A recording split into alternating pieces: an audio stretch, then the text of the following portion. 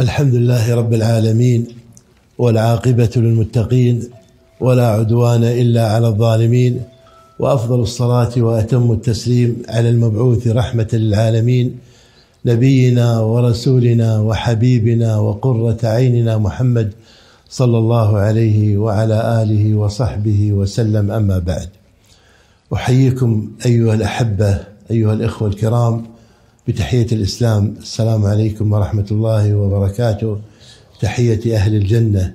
وأسأل الله عز وجل كما جمعنا في هذا المكان المبارك أن يجمعنا وإياكم في جنات النعيم، إنه على كل شيء قدير.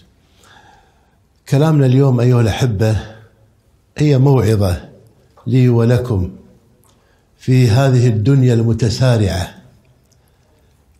عنوان المحاضرة: الحياة فرصة واحدة لن تتكرر فاغتنمها. نعم أيها الإخوة، الحياة فرصة واحدة، الإنسان يعيش في هذه الحياة، هذه الفرصة، وكل لحظة تمر عليك في هذه الحياة إنما هي فرصة لك لتستزيد من الأعمال الصالحة فيها، وهي أمانة عند كل أحد منا. فالنبي صلى الله عليه وسلم كما جاء في الحديث: لا تزول قدم عبد يوم القيامة حتى يسأل عن أربعة أشياء ستسأل عنها أمام الله سبحانه وتعالى. وذكر منها عن عمره فيما أفناه، هذه الحياة فيما أفنيت هذه الحياة، هل أفنيتها في طاعة الله أم في معصية الله؟ ولذلك ينبغي علينا أن نتوقف قليلا. عليكم السلام ورحمة الله. فهذه الحياة قصيرة جدا، حتى أن الله عز وجل لما ذكر الحياة كأن لم يلبثوا إلا ساعة من النهار، ويوم يحشرهم كأن لم يلبثوا إلا ساعة من النهار يتعارفون بينهم. تخيل هالعمر المديد هذا الطويل هو عبارة عن ساعة يتعارفون بينهم. وهذه الحياة أيها الأحبة قصيرة جدا، والإنسان بعد هذه الحياة سيمر بمراحل. فعندنا البرزخ، عندنا يوم القيامة، عندنا الجنة أو النار، أعاذنا الله وإياكم، نسأل الله يجعلنا من أهل الجنة. فتخيل مراحل أقصرها هذه الحياة، حياة الدنيا.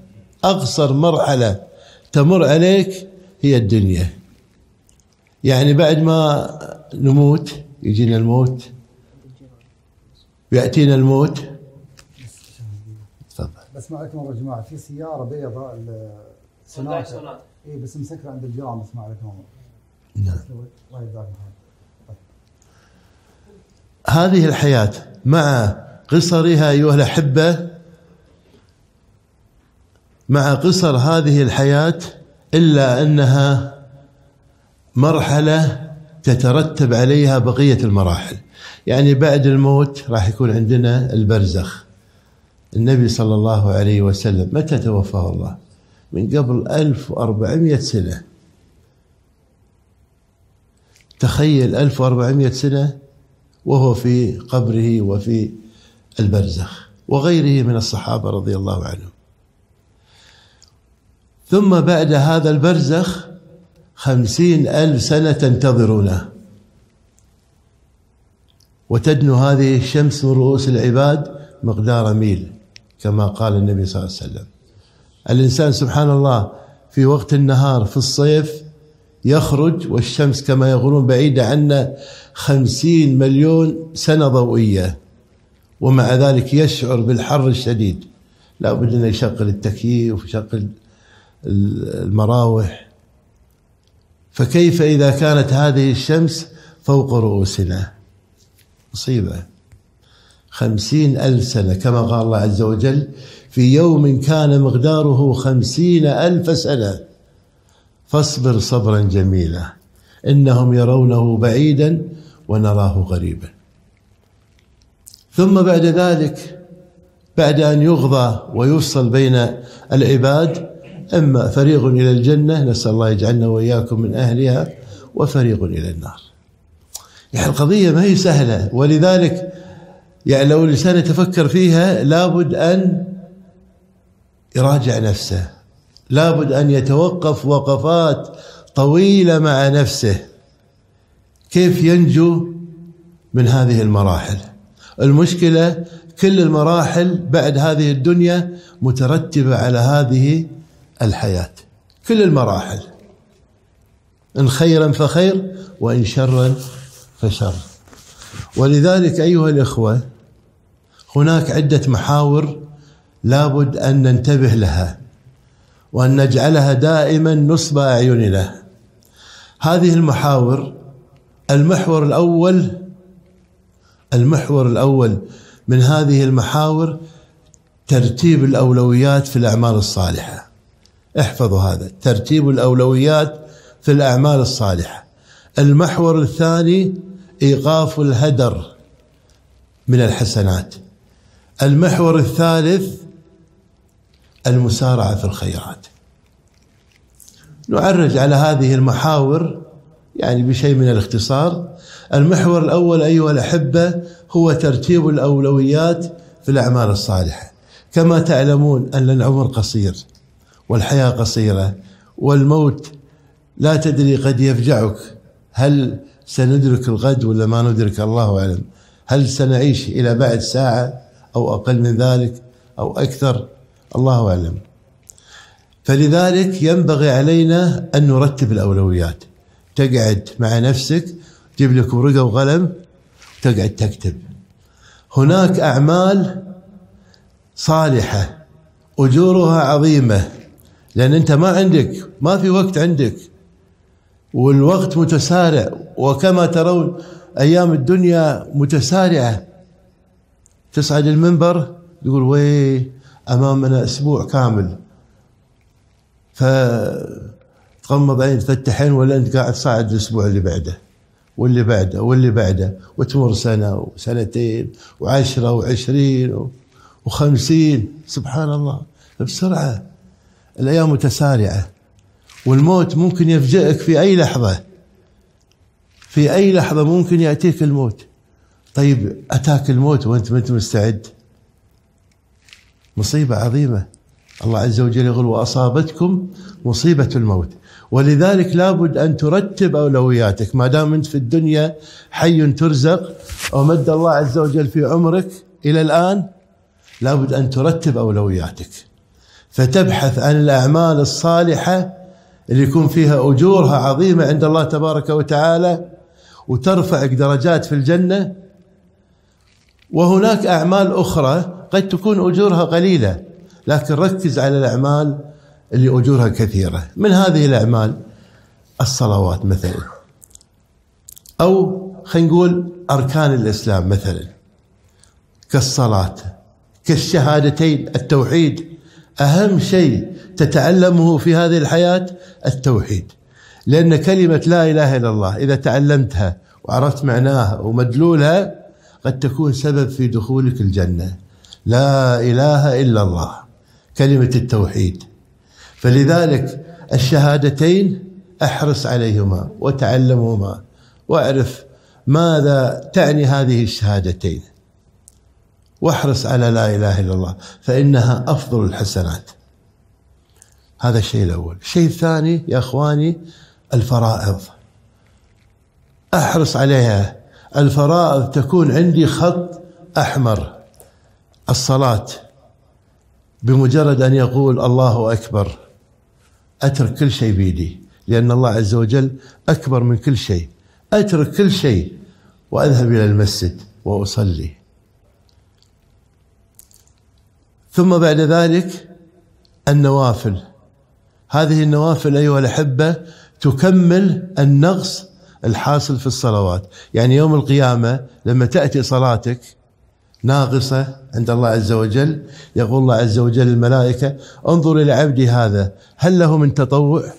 فإن كان له من تطوع يكمل النقص الحاصل في صلاته. وكذلك بقية الفرائض، الصيام تكملها من صيام النافلة، الحج، الزكاة، وهكذا يا أخوان. ولذلك أولا لابد أن نحرص على الفرائض التي أوجبها الله علينا، لأن هذه الفرائض سوف نسأل عنها يوم القيامة، فلا بد أن أعد لذلك السؤال جوابا. إذا فرطت وقصرت ماذا ستقول ربك اللي أنعم عليك بالنعم الكثيرة والخير الكثير الوفير؟ ماذا ستقول له؟ والله ما كان عندي وقت يا أيوة، تجارتي أشغلتني، أموالي أشغلتني. ولذلك لابد أن ينتبه الإنسان قبل أن تذهب الفرصة، فإذا ذهبت لن تعود، والله لن تعود. فرصة الحياة فرصة لن تتكرر، فلذلك اغتنمها قبل أن تفوت هذه الفرصة. من الأعمال الصالحة الجليلة الكبيرة قيام الليل. أفضل الصلوات يا أخوان بعد الصلوات المفروضة قيام الليل، وهذا القيام الله عز وجل يتنزل فيه في الثلث الأخير من الليل. عليكم السلام. الثلث الأخير احرصوا على قيام الليل يا أخوان. والله كم من إنسان له حاجة أو كان مريضا ما تشافى إلا لما بدأ يقوم الليل. قيام الليل من أعظم العبادات، لأن الله عز وجل يتنزل في الثلث الأخير من الليل، يقول هل من سائل فأعطيه. سبحان الله، رب العالمين الغني عن العباد يتحبب لعباده، يقول هل من سائل فأعطيه، هل من مستغفر فأغفر له، هل من داع فأستجيب له. فرصة، والله فرصة ذهبية. كم من إنسان كان في كرب شديد، توجه إلى الله عز وجل في الثلث الأخير من الليل الذي يتنزل فيه الرب سبحانه وتعالى، ودعاه وألح عليه الدعاء ففرج الله عنه. كم من إنسان كان ما عنده وظيفة، فقير، وضع مأساوي، لجأ إلى الله عز وجل في الثلث الأخير من الليل ففرج الله عنه وأعطاه الله عز وجل ما يرضيه.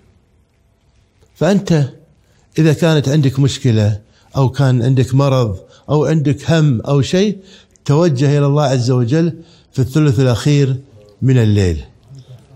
عليكم السلام ورحمة الله وبركاته. وعبد الله تجي تكمل، الله يجزاك خير. اسمح لنا جزاك الله خير. فهذا يا أخواني من الأعمال الجليلة التي ينبغي على الإنسان أن يحرص عليها في هذه الحياة. قيام الليل حتى لو نص ساعة بالليل، تقوم تصلي ركعتين تستغفر وتدعو ربك. والله ما وجهت أحد صاحب حاجة أو مريض أو يعاني من عقوق أولاده أو يعاني من مشاكل كثيرة ما وجهته إلى قيام الليل والدعاء لله عز وجل والاستعانة بالله في الثلث الأخير إلا استجاب الله عز وجل له. فلذلك احرصوا على قيام الليل واحرصوا كثرة الدعاء. طبعا الناس في الوقت هذا أكثرها نايمين، يعني ما هم عند قيام الليل. زين الطيب فيهم اللي يصلي الفجر.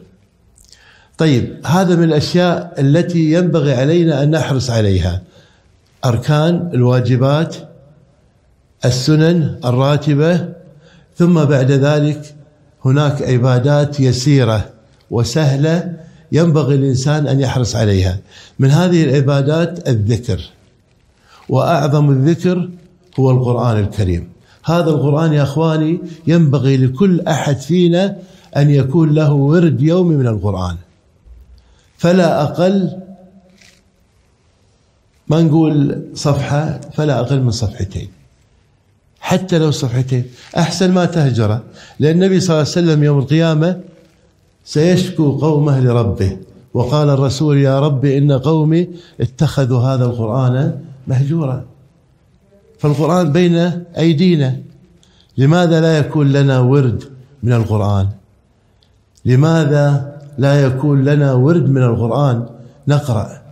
فإن النبي صلى الله عليه وسلم، وجاءت أحاديث كثيرة يا أخواني في فضائل القرآن الكريم تبين فضله، أن القرآن والصيام يشفعان العبد يوم القيامة.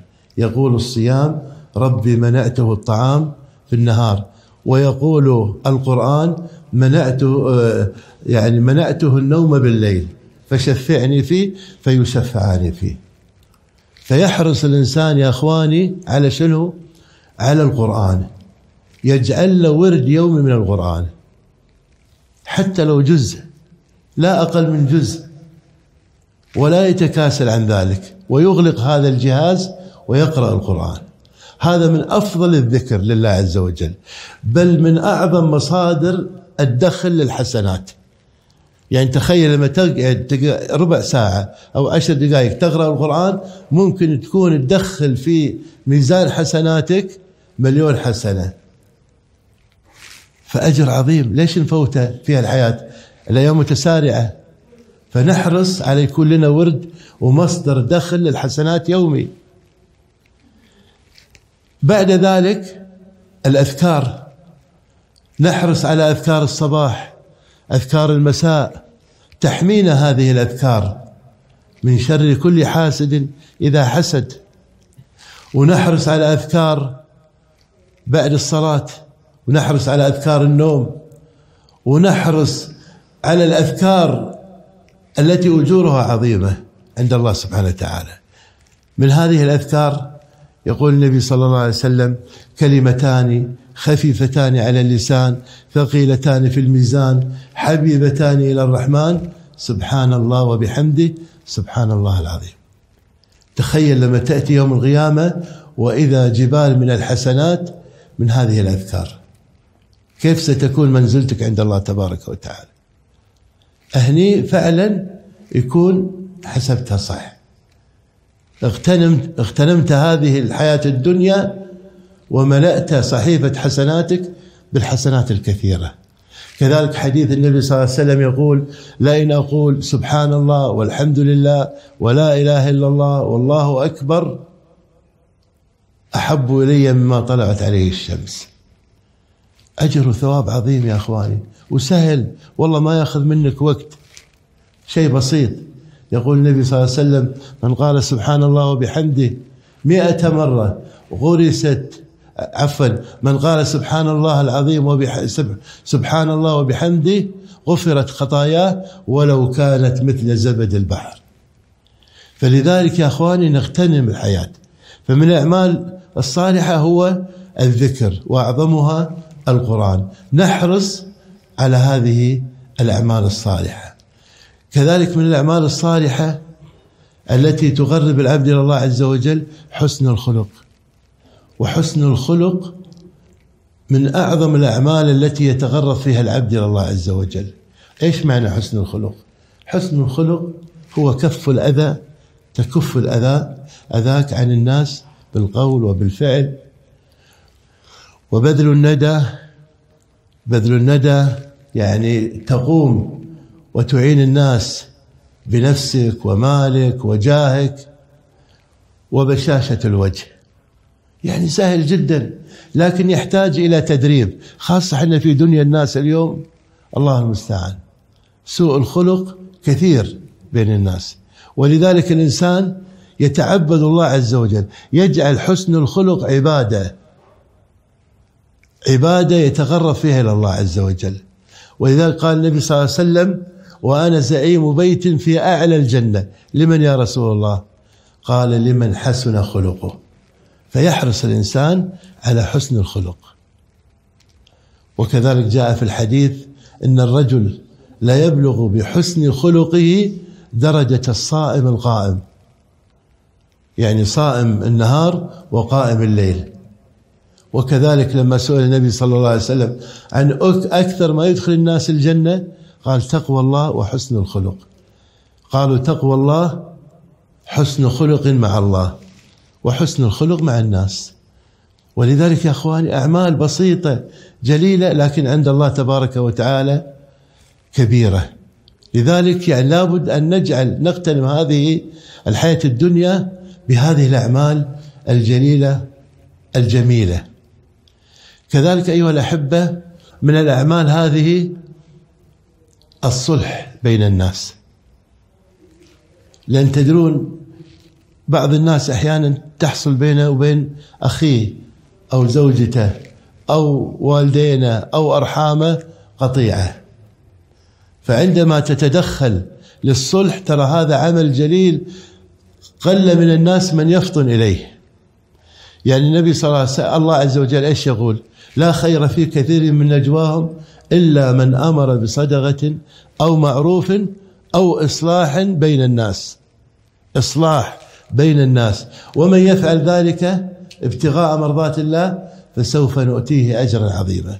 أجر عظيم، تخيل هذا الأجر الكبير لما تتعبد الله عز وجل بالصلح بين الناس. لما تشوف اثنين من أرحامك متخاصمين تروح لهم وتحاول تقرب بينهم وتشوف شنو المشكلة وتحلها وترجع المياه إلى مجاريها، والله أجر عظيم عند الله تبارك وتعالى. عليكم السلام ورحمة الله. كذلك يا أخواني السعي في حوائج الناس أيا كانت هذه الحاجة. النبي صلى الله عليه وسلم يقول لئن أمشي مع أخي المسلم في حاجته أحب إلي من أن أعتكف في المسجد شهرا. تخيل مسجد النبي صلى الله عليه وسلم، المسجد النبوي اللي الصلاة فيه ب1000 صلاة، ومع ذلك يقول النبي صلى الله عليه وسلم لئن أمشي مع أخي المسلم في حاجته أحب إلي من أن أعتكف في هذا المسجد شهرا. تخيل شهر كامل أفضل. المشي في حاجة أخيك أفضل من الاعتكاف في هذا المسجد، ومسجد النبي صلى الله عليه وسلم اللي الصلاة فيه ب1000 صلاة. ولذلك يحرص الإنسان على السعي في حوائج الناس ويحتسب الأجر، يحتسب الأجر والثواب في ذلك. وهناك أعمال كثيرة إنسان يجلس ويبدأ بكتابة هذه الأعمال، لأن الوقت يمر سريع، ما في مجال أنك تتأخر. المحور الثاني وهو هدر الحسنات، يعني توقف هدر الحسنات. يعني المحور الأول أنك ترتب أولوياتك في الأعمال الصالحة، تختار أفضل الأعمال التي تقربك إلى الله عز وجل، لأن الوقت قصير ومتسارع. الشيء الثاني وقف الهدر. هدر ايش؟ الحسنات. لانك انت لما تجلس في مجلس وتغتاب الناس قاعد توزع حسناتك على هذا الانسان اللي اغتبته، او لما تنم، محشوم هذا المجلس من النميمة والغيبة، لما تنم احيانا غفلة تحوش الانسان، انت كلها توزع حسناتك. فلذلك تحرص انك هالحسنات اللي قاعد تجمعها. يعني احيانا بعض الناس، امس واحد يقول لي 30 سنة وانا اروح احج، كل سنة احج، وهذا من الاعمال الصالحة، يرجع كيوم ولدته امه، ومع ذلك قاعد ويغتاب. قلت له يا فلان ليش قاعد تغتاب؟ ليش قاعد توزع حسناتك؟ قاعد تروح وتبذل وتتصدق وترجع من الحج، الله عز وجل أعطاك أجر وثواب وغفر ذنوبك، ليش قاعد تغتاب يعني؟ فيسكت، ما يقول والله يا أخي قاعد نتكلم عادي يعني. لا والله مو عادي، هذه غيبة. هذه اللي قال عنها النبي صلى الله عليه وسلم أتدرون ما الغيبة؟ أن تذكر أخاك فيما يكره. وقاعد تذكر شخص فيما يكره، ما يجوز ترى. فسكت. فالإنسان أحيانا من حيث لا يدري لا يشعر قاعد يوزع بحسناته. فلذلك ينتبه الإنسان يا أخواني، ينتبه، خاصة إذا كان حقوق الآخرين. يعني الحق إذا كان بينك وبين الله، الله متسامح. حقوق العباد، حقوق الله عز وجل في قاعدة يقولون حق الله مبني على المسامحة، وحقوق العباد مبنية على المشاحة. إيش معنى هذا الكلام؟ حق الله مبني على المسامحة، يعني أنت إذا قصرت في حق من حقوق الله عز وجل ثم رجعت وتبت يا رب سامحني، الله يسامحك سبحانه. أكرم الأكرمين. لكن إذا أحد من البشر اغتبته أو أخذت ماله أو ممكن إذا صار يوم القيامة ما يسامحك، لأن الإنسان يكون شحيح، يكون بخيل جدا، لأن الشح أعلى درجات البخل.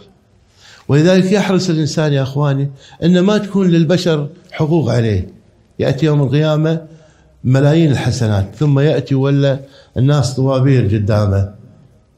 يعني ممكن إذا تجاوز القنطرة تجاوز الصراط، وصل القنطرة، ممكن هناك يرجع مرة ثانية.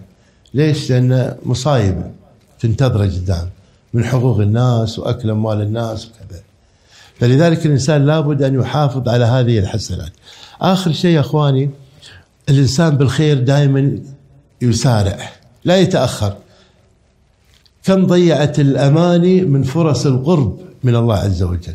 الأماني ضيعت، والتسويف ضيع فرص كثيرة تقربك إلى الله عز وجل. والله بحج إن شاء الله السنة الجاية، والله بعد شوي خلني أريح شوي وبعدين أروح أصلي، والله شوي لا لا لا لا، على طول بادر. حتى يعني إذا ما سارعت ممكن يعني تحرم من هذا الخير. يعني ممكن يجيك الموت ويقطع عنك هذا الخير، وما تلحق بركب الصالحين من الأنبياء والشهداء، كما قال الله عز وجل إنهم كانوا يسارعون في الخيرات. فأنت إذا ما سارعت في العمل الصالح ممكن تروح عليك الفرصة، ما تلحق بالركب. فلذلك نحرص على هذه المحاور الثلاثة، نرتب أولوياتنا في الأعمال الصالحة، نوقف الهدر للحسنات، كذلك نسارع.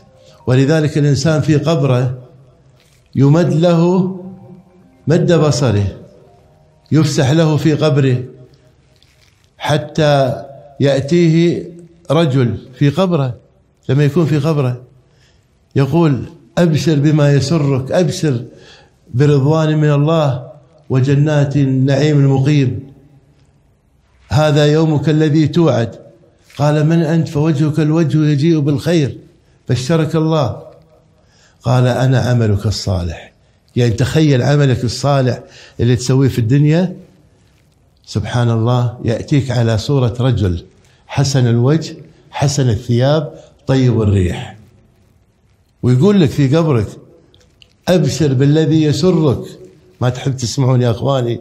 أنت لما تدخل على قبرك ما تحب تسمع هالكلمات الحلوة هذه؟ اجتهد الآن، اجتهد، وبعدين كل عمل تسويه دزل قبرك. يعني تخيل، أنا قرأت لأحد يعني الكتاب المصريين، محمود ما أدري إيش أو كذا، قرأت له عبارة يقول تخيل إن قبرك قدامك، كل ما تسوي عمل دزل قبرك، صليت دزل قبرك، تصدقت دزل قبرك، كل ما تسوي عمل دزل قبرك. فلما تدخل هذا القبر وتجد أنوار وريحان وأبواب إلى الجنة وكذا. فلا نهمل يا أخواني، لا نهمل، والله الحياة فرصة ما تتأخر. ختاما وصايا يعني على السريع جدا، لأني أنا طولت عليكم، اسمحوا لي والله. احرص دائما على التقوى والإخلاص في عملك، دائما خلك تقي لله عز وجل. يعني تقي ايش معناك؟ انت لما تعمل العمل الصالح ابتغي فيه وجه الله عز وجل، ابتغي فيه القرب من الله طمعا وخوفا، طمعا برضوانه ورحمته وخوفا من عقابه. الإخلاص، أعمالك دائما خلها خالصة لوجهه الكريم، لأن البشر ما يفيدونك.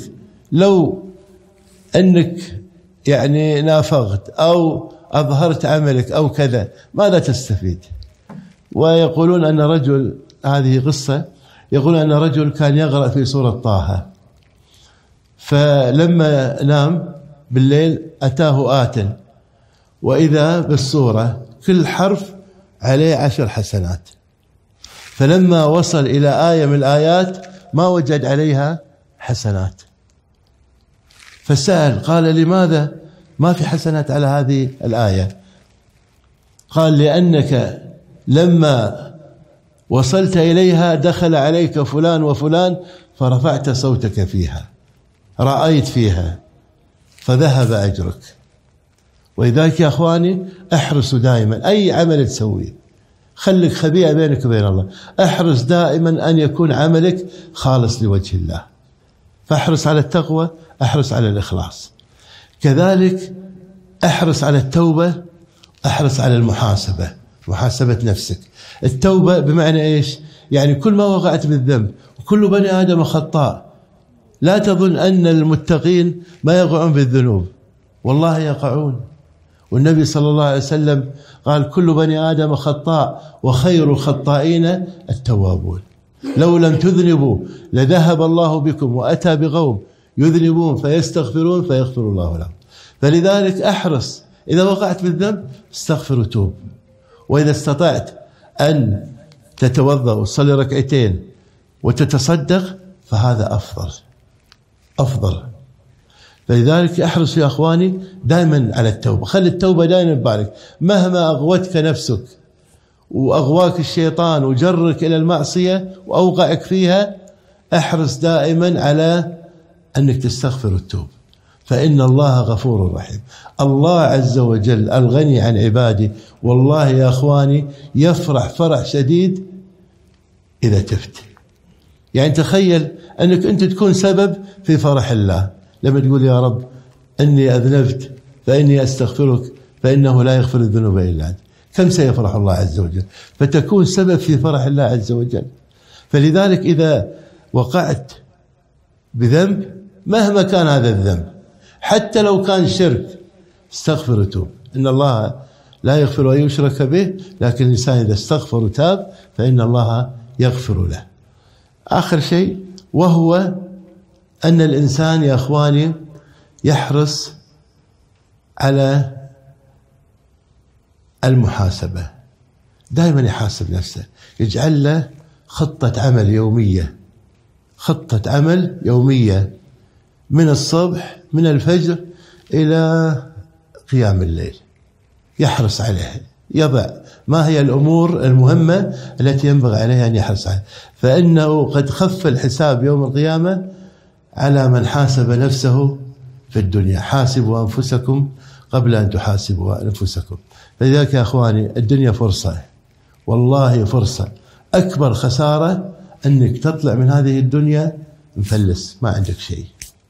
لكن هذه المحاور الثلاثة لو حرصنا عليها واجتهدنا فيها بإذن الله تعالى سنصل إلى أعلى المنازل في الجنة. أسأل الله عز وجل أن يجعل أعمالنا كلها صالحة ولوجهه خالصة ولا يجعل لأحد فيها شيئا، وأن يوفقنا وإياكم لما يحب ويرضى، ويجمعنا كما جمعنا في هذا المكان المبارك، أن يجمعنا وإياكم في جنات النعيم، والحمد لله رب العالمين، وجزاكم الله خير.